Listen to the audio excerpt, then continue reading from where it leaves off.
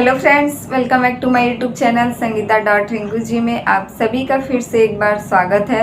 और आज मैं फिर से आप सभी के बीच एक नई और सच्ची घटना के साथ हाजिर हूँ। तो फ्रेंड्स, आज की कहानी शुरू करें उससे पहले अगर आप हमारे चैनल पे नए हैं तो प्लीज़ हमारे चैनल को सब्सक्राइब कर दीजिए और वीडियो पसंद आए तो लाइक कमेंट ज़रूर कीजिएगा। फ्रेंड्स, आज की कहानी शुरू होती है बिहार के भभुआ ज़िले से, जहाँ की एक गांव में एक गरीब परिवार के एक मजदूर मेहनत मजदूरी करने वाले एक व्यक्ति रहते हैं जिनका नाम रजनीश रहता है। यह एक मजदूरी करने वाले मेहनत मजदूरी कर कर किसी तरीके से अपना घर परिवार चलाते हैं। और इनके परिवार में इनकी पत्नी जिनका नाम राधा रहता है और इनके एक लड़के और एक लड़की रहते हैं। इनके लड़के का नाम रोहित रहता है और लड़की का नाम रागिनी। किसी तरीके से ये मेहनत मजदूरी कर कर अपने पूरे परिवार का खर्च उठाते हैं और पूरे परिवार के साथ हंसी खुशी से उसी गांव में रहते हैं। धीरे धीरे समय के साथ सब कुछ बीतता चला गया और देखते ही देखते इनके लड़के रोहित और इनकी लड़की रागिनी जो है अब पढ़ने लिखने जाने लगे। दोनों जो है काफ़ी बड़े हो गए और इन लोगों के पढ़ाई लिखाई का खर्च अब रजनीश जो है मेहनत मजदूरी कर कर पूरी करने में सक्षम नहीं हो पा रहे थे। और उन्हें लगता था कि अब उनके परिवार का खर्च बहुत ज़्यादा बढ़ गया है और इस प्रकार यहाँ गांव में मेहनत मजदूरी कर कर अब वो अपने बच्चों को अच्छी परवरिश नहीं दे सकते हैं और ना ही उन्हें किसी प्रकार की सुविधाएं। इसीलिए उन्हें लगता है कि अब उन्हें जो है इस गांव से निकलकर कहीं बाहर जाना चाहिए। तभी वह अपनी पत्नी राधा और अपने दोनों बच्चों के साथ लखनऊ चले जाते हैं। लखनऊ के एक प्राइवेट कंपनी में वहां जाकर उन्हें एक काम मिलता है और उसी काम को वह बहुत मेहनत और लगन के साथ करते हैं। उनकी कंपनी से निकलने का उनका वक्त 4 साढ़े 4 बजे के आसपास होता है शाम को। तभी वह उस कंपनी से निकलने के बाद अपने घर जाकर पास के रेलवे स्टेशन के बाहर वह एक ठेला लगाते थे जिसमें कि वह खाने पीने का सामान बेचते थे। दिन भर वह कंपनी में काम करते थे और शाम को खाने पीने का ठेला लगाकर वह काफ़ी अच्छे खासे पैसे कमा लेते थे और अपने दोनों बच्चों की परवरिश बहुत ही अच्छे से करते थे। धीरे धीरे सब कुछ ठीक होने लगा और इनकी ज़िंदगी की गाड़ी जो है अच्छे खासे पटरी पर चलने लगी। इस प्रकार से दिन रात मेहनत मजदूरी कर कर रजनीश जो है उसी लखनऊ में थोड़ी सी ज़मीन खरीदते हैं और अपना घर बनाते हैं। लखनऊ में इनका घर भी बन जाता है, सब कुछ अच्छे से होता है और धीरे धीरे इनकी लड़की का शादी करने का समय जब आता है तो यह एक अच्छा सा लड़का देखकर अपनी लड़की रागिनी की शादी भी कर देते हैं। जिसके बाद इनका लड़का रोहित बसता है। इन्हें लगता है कि वह अपने बेटे रोहित को पढ़ा लिखा कर एक कामयाब लड़का बनाएंगे और इसीलिए उनका सपना था कि उनका लड़का रोहित आगे चलकर पढ़ लिख कर एक अच्छा खासा इंजीनियर बने और इसीलिए वो अपने बेटे को पूरी शिद्दत के साथ पढ़ा लिखा कर तैयार कर रहे थे। लेकिन रोहित जो है अपने ही कॉलेज की एक लड़की जिसका नाम सीमा रहता है उसी के साथ उसकी दोस्ती हो जाती है और धीरे धीरे दोस्ती प्यार में बदल जाती है। तभी एक दिन अचानक रोहित सीमा के साथ जाकर कोर्ट मैरिज शादी कर लेता है और उसी सीमा को अपने घर लेकर आता है। जैसे ही रोहित के माता पिता रजनीश और राधा देखते हैं कि उनका लड़का रोहित किसी लड़की को लेकर घर आया है, वह लोग तुरंत पूछते हैं कि बेटा आखिर यह तुम्हारे साथ लड़की कौन है। रोहित कहता है कि यह आप लोगों की बहू है, मैं इससे काफ़ी दिनों से पसंद करता था और इसीलिए मैंने इससे शादी कर ली। रोहित जो है अपनी माँ बाप का इकलौता लड़का था, इसीलिए उसके माँ बाप जो है उसकी पत्नी यानी सीमा को और उसकी इस लव मैरिज शादी को एक्सेप्ट कर लेते हैं। वह लोग कहते हैं कि कोई बात नहीं, अगर तुमने अपनी पसंद से इस लड़की के साथ शादी की है तो कोई बात नहीं, आखिर हम लोग भी तुम्हारी शादी कहीं ना कहीं किसी लड़की से करवाते ही। अच्छा हुआ तुम अपनी पसंद की लड़की से खुद शादी कर लिए, तुम्हारी खुशी में हम लोगों की भी खुशी है। और इसके बाद यह बात खत्म हो जाती है। पूरा परिवार जो है, रोहित के माता पिता, उसकी पत्नी सीमा, सब लोग हंसी खुशी से रहने लगते हैं। और धीरे धीरे वक्त के साथ साथ जैसे ही कुछ साल बीतता है, रोहित को जो है एक लड़का होता है जिसका नाम गोलू रहता है। तभी जैसे ही एक दिन रोहित शाम को काम पर से वापस आता है, उसकी पत्नी सीमा उसके पास जाती है और बहुत ही ज़्यादा गुस्से में अपने पति से कहती है कि अब बहुत हो चुका, अब तुम्हारे माता पिता मुझसे बर्दाश्त नहीं होते हैं। यह लोग दिन भर घर में बैठकर खिटपिट करते रहते हैं और दिन रात मेरे सामने बैठकर कुछ न कुछ यह लोग कहते रहते हैं। इन लोगों की हरकत अब मुझसे बर्दाश्त नहीं होती, या तो तुम मुझे इस घर में रखो या फिर अपने माता पिता को। रोहित पहले तो अपनी पत्नी सीमा को बहुत समझाने की कोशिश करता है कि आखिर वह मेरे माता पिता हैं और उन लोगों ने मुझे जन्म दिया है।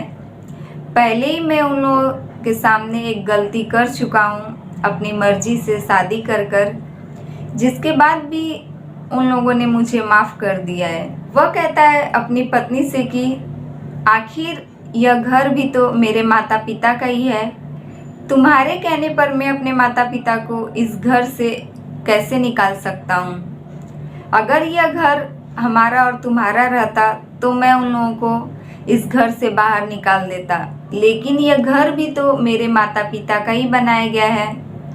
पहले मैंने तुमसे शादी की अपनी मर्जी से, जिसे मेरे माता पिता ने खुशी खुशी एक्सेप्ट किया, लेकिन अब दोबारा मैं कोई भी गलती नहीं करना चाहता हूँ और तुम्हें जो है इसी घर में इन लोगों के साथ ही रहना होगा। इतना कहते ही उसकी पत्नी सीमा जो है काफ़ी ज़्यादा गुस्से में हो जाती है। जैसे ही रोहित और सीमा की आवाज़ उसके माता पिता तक पहुंचती है, उसके माता पिता तुरंत उसके कमरे के बाहर आ जाते हैं और अपने बेटे को दरवाज़ा खोलने के लिए कहते हैं। जैसे ही रोहित दरवाज़ा खोलता है, उसके माता पिता उसे समझाते हैं कि तुम दोनों पति पत्नी इस प्रकार से आखिर क्यों लड़ झगड़ रहे हो। हर एक पति पत्नी में थोड़ी बहुत अनबन होती रहती है, लेकिन इसका मतलब यह नहीं कि तुम दोनों इतनी लड़ाई करो। इतना समझाते ही रोहित के पिता कहते हैं कि मेरी जो है दमे की दवा ख़त्म हो चुकी है और तुम्हारे माँ का जो है चश्मा खराब हो चुका है। तुम कल जाकर मुझे दवा दिलवा दो और अपनी माँ का चश्मा बनवा दो। इतना सुनते ही रोहित गुस्से से आग बबूला हो जाता है और अपने पिता के ऊपर हाथ उठा देता है। वह कहता है कि आप लोगों को दवा करवा कर और आप लोगों के खर्चे से मैं बहुत तंग आ चुका हूँ। आप लोग आखिर कब तक मेरे लिए बोझ बनकर रहोगे। आप दोनों कहो तो मैं आप लोगों के लिए एक कफन का इंतज़ाम कर देता हूँ। जिस दिन आप लोग इस दुनिया से चले जाओगे उसी दिन मुझे शांति मिलेगी। आप दोनों की वजह से मेरी पूरी ज़िंदगी जो है बर्बाद हो गई है। इतना कहते ही उसके माता पिता रोने लगते हैं और कहते हैं कि तुम आखिर किस प्रकार की बात कर रहे हो। आखिर हम दोनों तुम्हारे लिए बोझ बन गए हैं। हम लोगों ने ऐसी क्या गलती कर दी है कि तुम हम लोगों को अब देखना नहीं चाहते हो। इतना कहकर वह लोग उस कमरे से बाहर चले आते हैं और रोहित के पिता रजनीश जो है अपनी पत्नी राधा से कहते हैं कि कोई बात नहीं, हमारे बेटे को जो है उसकी पत्नी से वह थोड़ा नाराज चल रहा है और इसी गुस्से में उसने हम लोगों को इतना बुरा भला कह दिया है। कोई बात नहीं, चलो हम लोग खुद ही कल चल कर अपनी दवा और तुम्हारे लिए चश्मा ले लेते हैं। इतना कहकर ही अगले दिन सुबह वह दोनों पति पत्नी मार्केट की तरफ जाते हैं और अपने बैंक अकाउंट से कुछ पैसे निकाल कर वह अपने दमे की दवा लेते हैं और अपनी पत्नी को एक नया चश्मा दिलवाते हैं। उसके बाद भी वह अपने पोते गोलू के लिए मार्केट से कुछ फल खरीदकर घर लेकर आते हैं और वह फल वह अपने पोते गोलू के हाथ से भिजवा देते हैं। उस फल को ले जाकर जैसे ही गोलू अपनी मम्मी को देता है, गोलू, उसकी मम्मी और उसके पिता यानी कि रोहित, यह तीनों लोग मिलकर उस फल को खा लेते हैं। लेकिन कोई यह देखने नहीं जाता है कि आखिरकार वह दोनों पति पत्नी खाना खाए हैं या फिर भूखे ही सो गए हैं। जिसके बाद एक हफ्ते का दिन गुजर जाता है और डॉक्टर के कहने के मुताबिक एक हफ्ते बाद इन लोगों को वापस डॉक्टर के पास जाना पड़ता है। उसी बीच जैसे ही वह दोनों पति पत्नी तैयार होकर डॉक्टर के पास निकलते हैं, सीमा अपने पति रोहित को कहती है कि तुम्हारे माता पिता बैंक से सारे पैसे निकालकर इतना ऐशो आराम से अपनी ज़िंदगी गुजार रहे हैं और हर रोज़ यह लोग मार्केट जाकर सारे पैसे खर्च कर दे रहे हैं।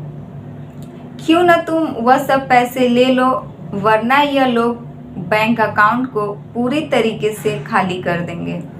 रोहित जो है अपनी पत्नी सीमा का बात समझ जाता है और अपने पिता के पास पहुंचकर उनसे पूछता है कि उन्हें खाने में क्या खानी है। इधर सीमा भी अपनी सास के पास पहुंचती है और उनकी मर्जी का खाना बनाकर उनके पास जाती है और बैठकर अपनी सास का पैर दबाती है। रोहित भी उधर अपने पिता का पैर दबाता है और यही सब सिलसिला चलता रहता है। यही सब सिलसिला हर रोज़ चलता रहता है। घर में बहुत अच्छे अच्छे खाने बनाकर उन दोनों पति पत्नी को दिया जाता है और फिर एक दिन एक मौका देखकर रोहित जो है अपने पिता से कहता है कि वह डॉक्टर के पास गया था, उसकी तबीयत जो है ठीक नहीं लग रही है। जहाँ जाने के बाद उसे पता चला कि उसके दिल में छेद है और इसी का इलाज के लिए खर्च जो है काफ़ी महंगा पड़ेगा। लेकिन उसके पास पैसे नहीं है और वह अपने पिता से कहता है कि अगर वह मुझे कुछ पैसे दे दें तो मैं अपना इलाज करवा लूँगा। इतना सुनते ही वह दोनों पति पत्नी काफ़ी ज़ोर ज़ोर से रोने लगते हैं, क्योंकि उनके बुढ़ापे का सहारा एकमात्र उनका लड़का रोहित ही था और वह लोग चाहते थे कि भगवान ऐसी कोई भी बीमारी उनके बेटे को न दे जिससे कि उनके बेटे को कुछ दिक्कत हो। और वह लोग जो है तुरंत दूसरे दिन बैंक पहुंचते हैं और अपने सारे पैसे अपने बेटे रोहित को दे देते हैं और कहते हैं कि बेटा तुम इसी से अपना इलाज करवा लो, जितने भी पैसे लगेंगे लेकिन तुम जो है ठीक हो जाओ। तभी रोहित जो है अपने माता पिता को अपने साथ कार से लेकर जाता है और बैंक से सारे पैसे निकलवा कर उन लोगों के साथ घर वापस आता है। लेकिन उसकी पत्नी सीमा एक दिन कहती है कि तुम्हारे माता पिता हमें जितने भी पैसे दिए हैं, इन लोगों को इतने अच्छे अच्छे खाने पीने की आदत लग चुकी है। अब इन दोनों को हर रोज़ इतनी अच्छे खाने के लिए हम लोग अगर देंगे तो इन लोगों के दिए हुए पैसे तो सब खाने पीने में ही ख़त्म हो जाएंगे और इन दोनों का आगे का खर्च भी हमें ही उठाना होगा। रोहित जो है अपनी पत्नी से रात भर सलाह मशवरा करता है और सुबह होते ही अपने माता पिता से कहता है कि बहुत दिन हो गए, आप लोग कहीं घूमने फिरने नहीं गए हैं। चलिए मैं आप लोगों को बहुत सारे ऐसे मंदिर के दर्शन करवा कर लाता हूँ जो कि आप लोग कभी नहीं गए होंगे, और अब मैं फ्री हूँ, क्यों ना आप लोगों को कई धाम यात्रा करवा दूँ। सबसे पहले तो मैं आप लोगों को जो कि अयोध्या का राम मंदिर बना है वहाँ घुमाने के लिए ले चलता हूँ। और इतना ही सुनकर रोहित के माता पिता बहुत खुशी खुशी तैयार होकर अपने बेटे के साथ निकल जाते हैं। जैसे ही रोहित कार लेकर लखनऊ के आगे कन्नौज के हाईवे पर पहुंचता है, सीमा भी उसी कार में रहती है और वह कार को बंद कर देता है और अपने माता पिता से कहता है कि हमारी गाड़ी जो है लगता है ख़राब हो गई है और अब इस हाईवे पर दूर दूर तक कोई मैकेनिक भी नहीं मिलेगा जिससे कि हमारी गाड़ी ठीक हो जाए। रोहित उस गाड़ी से निकलकर बाहर आता है और अपनी पत्नी सीमा को कॉल कर कर कहता है कि तुम उतरकर थोड़ी दूर इस गाड़ी को धक्का देकर ले चलो, जिससे कि मैं माता पिता को कह सकूं कि गाड़ी खराब है और इसे अब धक्का देकर हमें ही मैकेनिक के पास ले जाना होगा। तभी सीमा उस गाड़ी से उतरती है और गाड़ी को धक्का देने के लिए खड़ी हो जाती है। इधर रोहित अपने माता पिता से कहता है कि गाड़ी हमारी खराब हो गई है और मोबाइल पर लोकेशन से यह पता चल रहा है कि मार्केट यहाँ से काफ़ी दूर पर है, आप लोग यही हमारा इंतज़ार कीजिए, हम लोग जो है गाड़ी बनवा कर बहुत जल्द वापस आएंगे। इतना कहकर रोहित अपने माता पिता को उसी हाईवे पर उस गाड़ी से उतार देता है और कुछ दूर उसकी पत्नी कार को धक्का देकर ले जाती है, जिसके बाद आगे जाने के बाद वह लोग उसी कार में बैठकर कार स्टार्ट कर कर खुद अपने अपने घर पहुंच जाते हैं। से धीरे धीरे काफ़ी समय होने लगता है, रात के करीब 10-11 बज जाते हैं। उसी हाईवे पर वह दोनों पति पत्नी काफ़ी ज़्यादा परेशान होते हैं कि आखिर हमारे बेटे की कार बनी या नहीं, पता नहीं हमारे बेटे ने कुछ खाया पिया होगा कि नहीं। इतना समय हो गया है, अभी तक वह लोग वापस लौटे नहीं। रोहित की माँ कहती है कि सीमा आखिर एक औरत होकर गाड़ी को कितनी दूर तक धक्का देकर ले जाएगी, वह लोग भी थक गए होंगे और इतना रात हो चुका है, वह लोग अभी तक वापस नहीं आए। यही सब सोचकर दोनों व्यक्ति पूरी रात परेशान होते रहे और रात गुजरकर सुबह भी हो जाती है, लेकिन रोहित और सीमा वहाँ नहीं पहुँचते हैं। फिर सुबह से दोपहर और दोपहर से शाम होने को आ गई और जून का महीना उसी हाईवे पर दोनों पति पत्नी भूख और प्यास के मारे दोनों पति पत्नी की हालत काफ़ी ख़राब हो रही थी। दम्मे के मरीज रोहित के पिता थे, जो कि अपनी दवा और खाने पीने की दिक्कत की वजह से वह जो है उसी धूप में हाईवे पर बेहोश हो जाते हैं। उनकी पत्नी उनके सर को अपनी गोद में रखती है और अपने पति के सर को सहलाती है कि किसी तरीके से उसके पति को आराम मिले और वह जो है होश में आ जाए। देखते देखते फिर शाम हो जाता है और शाम से जैसे ही रात होने वाली रहती है, उसी हाईवे पे से जो कन्नौज का हाईवे था, उसी हाईवे पे से एक कार गुजरती है जो कि समाजवादी पार्टी के राष्ट्रीय अध्यक्ष अखिलेश यादव जी उस कार में रहते हैं और उनकी नज़र सामने उस दोनों पति पत्नी पर पड़ती है। तब इन्हें लगता है कि कोई यहाँ शायद मुसीबत में है और वह अपने ड्राइवर से कहते हैं कि ड्राइवर गाड़ी को रोक दो। जैसे ही उनका ड्राइवर उस दोनों पति पत्नी के पास गाड़ी ले जाकर रोकता है, यह उस गाड़ी से उतर कर जाकर कहते हैं कि माँ आप कौन हो और यहाँ क्यों बैठी हो। तभी उस माँ को, जो कि रात के अंधेरे में उन्हें कुछ दिखाई नहीं दे रहा था, वह कहती है कि रोहित, तुमने आने में इतनी देर कर दी, तुम्हारी गाड़ी आज बनी है, देखो तुम्हारे पिता की हालत क्या हो चुकी है और हम लोग यहाँ पर कितने परेशान हो रहे थे। तभी राष्ट्रीय अध्यक्ष माननीय अखिलेश यादव जी कहते हैं कि माँ, मैं तुम्हारा बेटा रोहित नहीं हूँ, बल्कि मैं अखिलेश हूँ। तभी वह रोने लगती हैं और कहती हैं कि कौन अखिलेश? वह जो मुलायम सिंह जी के बेटे अखिलेश थे, वही? तब यह कहते हैं कि हाँ माँ, मैं नेताजी का ही बेटा अखिलेश यादव हूँ।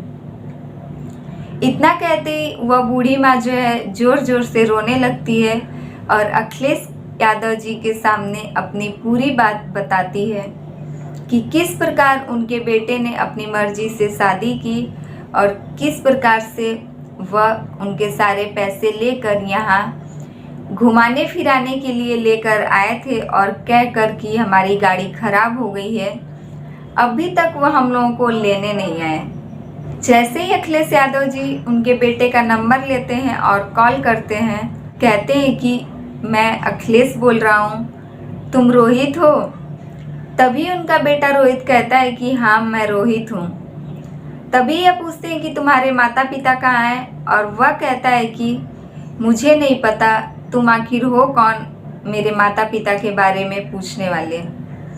इतना कहकर वह फ़ोन को कट कर देता है, जिसके बाद इन्हें लगता है कि शायद यह रोहित न हो और वह दोबारा से फ़ोन का स्पीकर ऑन कर वापस कॉल लगाते हैं।